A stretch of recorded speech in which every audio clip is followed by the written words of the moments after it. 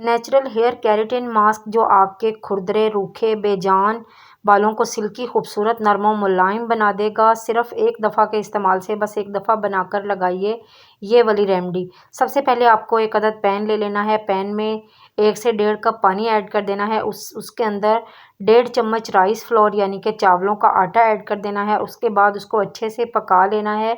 ये तकरीबन 4 से 5 मिनट लगेंगे इसको अच्छे से पकने के लिए। आपने इसके दरमियान चम्मच चलाते जाना है ताकि ये नीचे ना लगे और अच्छे से पक कर रेडी हो जाए।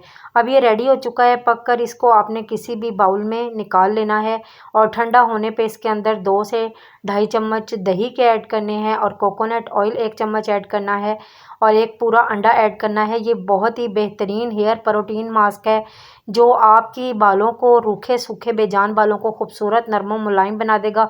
लगाने का तरीका ये है कि नहाने से 2 घंटे पहले बालों पे लगा लें।